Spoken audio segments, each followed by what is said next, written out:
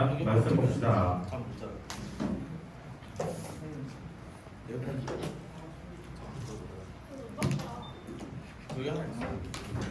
오늘 우리에게 주시는 말씀 보겠습니다. 오늘 우리에게 주시는 말씀은 예레미야 31장 31절부터 34절까지의 말씀입니다. 예레미야 31장 31절부터 34절까지의 말씀입니다.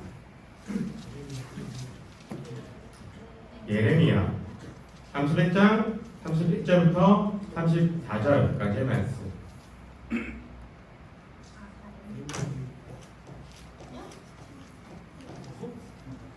다 찾나요? 예레미야 31장 31절부터 34절. 다 찾은 줄 알고 우리 한 절씩. 도와줘. 왜? 아니었어? 잘 찾은 것 같았는데. 애쓰게 나왔잖아, 애쓰게. 아 그래요? 어쨌든 네 글자에 31장이길래. 세 글자였어. 예레미야. 예레미야 31장 31절부터 34절. 희수가 잘못한 걸로. 자기는 핸드폰으로 찾아놓고 동생은 열심히 찾고 있는데 멍 때리고 있고. 죄송해요. 자, 다 찾았죠? 31절부터 한 절씩 번갈아가면서 읽겠습니다. 제가 먼저 읽을게요. 여호와의 말씀이니라. 보라, 날이 이르리니 내가 이스라엘 집과 유다 집에 새 언약을 맺으리라. 이 언약은 내가 그들의 조상들의 손을 잡고 애굽 땅에서 인도할 내년 날에 맺은 것과 같지 아니할 것은 내가 그들의 남편이 되었어도 그들이 내 언약을 깨뜨렸습니다. 여호와의 말씀이니라. 그러나 그날 후에 내가 이스라엘 집과 맺은 언약은 이러하니 곧 내가 나의 법을 그들의 속에 두며 그들의 마음에 기록하여 나는 그들의 하나님이 되고 그들은 내 백성이 될 것이다. 여호와의 말씀이니라. 그들이 다시는 각기 이웃과 형제를 가르쳐 이르기를 너는 여호와를 알라 하지 아니하리니 이는 작은 자로부터 큰 자까지 다 나를 알기 때문이라. 내가 그들의 악행을 사하고 다시는 그 죄를 아니하리라. 여호와의 말씀이니라. 아멘. 잘 지냈어요? 네. 오랜만에 다 차 보이네요. 그죠? 지금이 건우 빼면 풀멤버죠. 김건우. 네. 자, 방학 다 했죠? 네. 이제 더운 날씨 가운데서 방학 한 거 축하합니다. 뉴스 보니까 더위가 되게 심하다고 합니다. 그래서 더위 때문에 응급실 간 사람이 일주일 전보다 3.5배나 이렇게 실려갔다고 합니다. 그러니까는 밖에 너무 많이 있지 말고 우리 남자친구들 여름에는 축구나 농구하는 거 아니에요. 여름에는 축구나 농구하는 거 아니에요. 쓰러져요. 여름에 하면 안 돼. 안 돼. 하지 마요. 그냥 시원한 집에서 아니면 교회 시원해요. 언제든 찾아와요. 나하고 재밌는 이야기를 나누면 되니까. 네. 이렇게 시원한 곳에서 잘 보낼 수 있기 바랍니다. 이번 주에 우리가 읽게 될 성경 어딜까요? 예레미야요. 네, 예레미야서이죠. 네. 예레미야는 굉장히 긴 책이기도 합니다. 예레미야도 굉장히 긴 책이기도 하고 쉽지 않은 성경이기도 하죠. 성경은 언제나 쉽지 않죠. 그런데 예레미야도 조금은 어려운 책 가운데 하나입니다. 실제로 선지서 중에서 예레미야가 가장 긴 분량을 차지하고 있다고 이야기를 합니다. 이 내용이 어려운 거는 어쩔 수가 없는 게 이 시대가 그러한 시대였기 때문이에요. 그래서 어려운 얘기를 할 수밖에 없는 시대였죠. 예레미야의 별명이 있습니다. 예레미야가 별명이 뭘까요? 눈물의 선지자예요. 그쵸. 눈물의 선지자라는 별명이 있습니다. 왜 눈물의 선지자일까요? 그만큼 예레미야가 아픔과 슬픔을 많이 겪었기 때문이죠. 예레미야의 이 예레미야서 배경은 남유다가 바벨론으로 인해서 멸망당하고 포로가 되는 그 시점이 배경이 됩니다. 우리나라도 이 나라가 망한 적이 있었죠. 언제죠? 일제강점기. 그렇죠. 일제강점기를 통해서 나라가 망했을 때 황성신문의 농객이었던 한 사람이 어떤 글을 씁니다. 혹시 글 알아요? 현대사에 한국사에 나올걸요? 뭐예요? 실리아 방송. 시리아 방송대.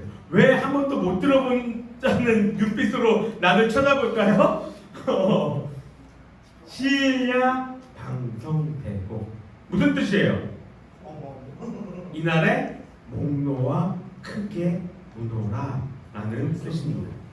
을사늑약을 맺었던 그 상황 때문에 이 사람이 황성신문이라는 곳에서 내가 이날에 크게 눈물을 흘리며 운다 라는 글에 이런 신문을 내기도 합니다. 이처럼 나라가 망하는 것은 내가 어떻게 할 수 없는 불가항력적인 일이지만 이로 인해서 우리는 큰 슬픔들을 겪게 되는 것이죠.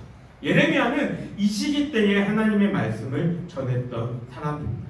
그렇다 보니 예레미야는 눈물로 호소하면서 하나님의 그 말씀들을 전할 수밖에 없는 것이죠. 그리고 전하는 그 내용도 어떤 내용들이에요? 기쁘고 슬픈 내용들입니까? 아니죠. 회개하고 돌아오라. 안 그러면 어떻게 된다? 우리 망한다. 우리 포로로 끌려갈 거다. 나라가 망할 거다 라고 이야기합니다. 이 점에 대해서 계속해서 반복해서 얘기했는데 이스라엘 백성들은 돌아왔나요? 돌아오지 않았나요? 이스라엘 백성들은 선지자들의 말에 반응하지 않았죠. 그래서 이스라엘 남유다는 심판으로 갈 수밖에 없습니다. 그래서 바벨론을 통해서 멸망한 이 남유다 이야기가 이제 이어지게 되는데 우리는 한 가지 생각해 보아야 합니다. 하나님이 이처럼 심판을 말씀하시고 나라가 멸망했음에도 불구하고 우리가 하나님을 믿어야 할 이유가 어디에 있냐는 것이죠. 하나님 안 믿는다고 나라가 망했는데 왜 우리는 그럼에도 불구하고 하나님을 믿어야 하는 것인가? 하나님이 이스라엘 백성들을 그냥 멸망시킨 거로 끝나셨나요? 성경의 역사가 이스라엘이 이 남유다가 바벨론에게 망한 것으로 끝났나요? 아니죠. 하나님 비록 지금 나라가 망하고 포로로 사람들이 잡혀가는 이스라엘 백성들이지만 하나님은 뭘 이야기를 하십니까? 그들로 하여금 희망과 소망을 가질 수 있도록 위로하고 계시다는 거예요. 우리는 아무런 기대나 소망 없이 어떠한 일을 한다면 그 시간이 굉장히 고통스럽고 힘들 것입니다. 마치 그 일들을 함에 있어서 언제 시간이 갈지 모르는 그 상황 가운데 있으면 고문과도 같은 상황인 것이죠. 그런데 그 안에서 이제 희망과 소망을 가질 수 있는 것은 그 이후에 있을 일들 때문인 것이죠. 그 대표적인 것들이 뭐가 있을까요? 이제 우리 얼마 안 남은 재훈쌤이 가야 하는 그곳 군대요. 군대에 갈 때 군대에 가면 내가 거의 모든 친구들을 보니까 들어가는 순간부터 뭐예요? D- 며칠을 세기 시작합니다. 저녁날이 며칠 남았지? 이런 거를 다 시작합니다. 근데 그러면서 이 군대 안에서의 벌어지는 일들은 어떻습니까? 군대 남자라면 누구나 다 싫어해요. 가기 싫어하고 실제로 가면 힘들어요. 왜냐하면 내가 그동안은 내 자유롭게 나의 마음대로 살아왔는데 이제는 이 공동체 안에서 내가 소속되어서 살아야 하니까 힘들죠. 그런데 여기서도 위로가 되는 것은 무엇입니까? 한 군대에서 전해져 내려오는 명언이 있죠. 뭘까요? 나다 싶으면 해라. 아니죠. 국방부 시계는 거꾸로 매달아도 돌아간다 라는 이 말이 있습니다. 나도 그랬고 많은 남자들이 저 말을 마음속에 새기며 살아갑니다. 뭐예요? 이것만 조금 지나면, 이 시간만 지나면, 오늘 하늘만 지나면 내 저녁날은 다가올 거야. 그 마음을 가지고 우리는 군대에서 버텨냈다는 것입니다. 생각해보세요. 군대에 저녁날이 없어요. 가고 싶을까요? 제요쌤, 저녁날이 없어요. 군대 가고 싶을까요? 생각하기조차 싫은 그런 상황들이죠. 그런데 우리가 그 어려움과 힘든 속에서 견딜 수 있는 것은 일주일만 지나면, 3일만 지나면, 내일만 되면 뭐예요? 저녁이다. 그 소망이 있으니까 견딜 수 있다는 것입니다. 마찬가지로 하나님도 이스라엘 백성들을 향해서 아무런 소망과 희망을 얻게 하신 것이 아니라 그들에게 소망과 희망을 주십니다. 나라는 망했죠. 분명히 포로로 끌려갔어요. 그러나 하나님은 그들을 그냥 버리지 않으시고 소망과 위로를 주신다는 것이죠. 예레미야서 30장부터 33장까지가 이 소망과 위로를 주는 책입니다. 그래서 이곳을 학자들은 뭐라고 얘기하냐면 위로의 책이다 라고 이야기를 하고 있는 것이죠. 그럼 과연 어떠한 이야기들이 이곳에 있기에 위로의 책이라는 별명이 붙게 됐는지 그 내용을 한번 살펴봅시다. 이 30장부터 33장 전체는 살펴보기는 힘드니까 그 중에 핵심 내용을 살펴볼 건데, 핵심은 우리가 좀 전에 읽었던 그 본문의 내용입니다. 성경을 보면은 다 그런 건 아니지만 몇몇 장들을 보면 소제목들이 이렇게 조금씩 적혀져 있는 것을 볼 수가 있습니다. 자, 31장 소제목 뭐라고 적혀 있나요? 이스라엘 가르치십니다. 세우자. 31장에 미안해요. 네, 그 31절부터 시작되는 그 소제목이 뭐예요? 새 언약이라고 기록이 되어져 있죠. 그러면 새 언약이라는 것은 그 앞에 뭐가 있다는 거예요? 옛 언약이 있다는 말이죠. 새 언약이 존재한다는 것은 그 앞에 옛 언약이 있다는 것을 전제하는 것이죠. 그럼 옛 언약은 무엇이고 새 언약은 무엇인지 우리 이걸 먼저 살펴봅시다. 언약이라는 단어를 한번 우리 먼저 살펴볼 건데, 언약은 무엇입니까? 언약은 뭐예요? 사전적인 의미는 말로써 약속한다, 이것이 언약입니다. 근데 그 약속을 지금 누구와 누가 하고 있는 거예요? 하나님과 이스라엘 백성, 우리와 하고 계신 것이죠.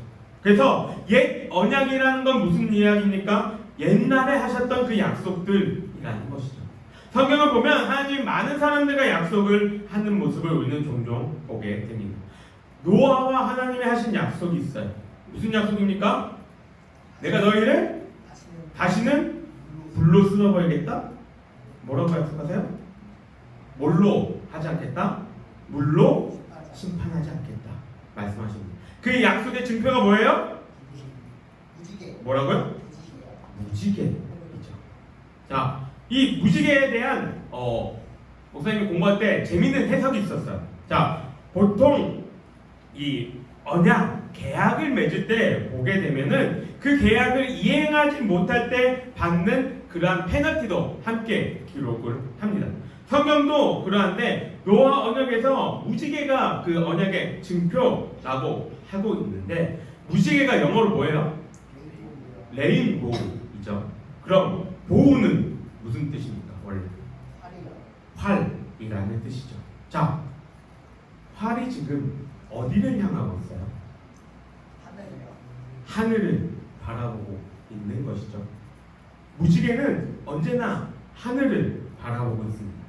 무슨 뜻이에요? 내가 이 약속을 지키지 않으면 활로서 내가 맞는 것처럼 그 고난을 내가 감당하겠다라는 의미죠. 다른 언약들에서도 이러한 내용들이 있거든요. 하나님이 이 약속을 내가 제대로 하지 않았을 때 내가 이러한 벌들을 받을 거야 라고 약속하시는 부분이 성경에 또 있습니다. 어디냐면 아브라함과 하나님이 언약을 맺으실 때 동물들을 이렇게 반으로 다 쪼개놓습니다. 그리고 하나님을 대신해서, 하나님의 모습을 대신해서 횃불이 그 동물들 사이를 이렇게 다 지나가죠. 원래 언약에서는 언약을 맺는 두 사람이 손을 잡고 이 길을 걸어갑니다. 동물 사이를 걸어가. 그 의미는 뭐예요? 이 둘 중에 한 사람이라도 이 언약을 깨는 사람은 어떻게 되겠다? 이 동물처럼 쪼개지겠다라는 뜻입니다. 그런데 횃불만 지나갔어요. 무슨 뜻이에요? 사람한테는 그 언약을 지킬 수 있는 능력이 없어요.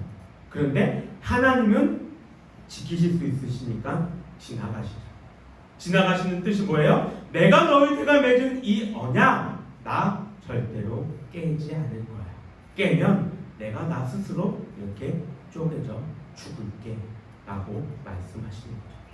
무지개도 횃불 언약도 하나님 스스로가 내가 이 언약을 지키지 않으면 이러한 벌을 받겠어 라고 말씀하고 계신 것입니다. 이처럼 하나님은 어찌 보면은 불공정한 이러한 언약들을 우리와 맺어 오셨습니다. 구약시대에 이 불공정한 이 언약의 가장 대표가 되는 게 뭘까요? 우리 성경책 뒤에 있는 거 뭐예요? 언약의 대표 뭐예요? 십계명이요. 그렇죠. 십계명입니다. 십계명은 우리가 하나님의 자녀로서 어떻게 살아가야 하는지에 대해서 이야기를 하고 있는 가장 기본적인 내용입니다. 두의 내용으로 요약하면 하나님 사랑, 이웃 사랑이라고 이야기를 할 수 있는데 이것이 하나님 자녀로서 살아가는 그 기본인데 이스라엘 백성들 이 십계명을 잘 지켰습니까? 우리 1계명 한번 큰 소리로 읽어볼까요? 시작! 너는 나 외에는 다른 신들을 내게 두지 말라. 이스라엘 백성들 1계명 지켰나요? 아니요. 처음부터 이스라엘 백성들은 1계명을 지키지 않습니다. 제일 먼저 있다는 건 뭐예요? 가장 중요한 거죠. 이것부터 이스라엘 백성들은 지키지 않습니다.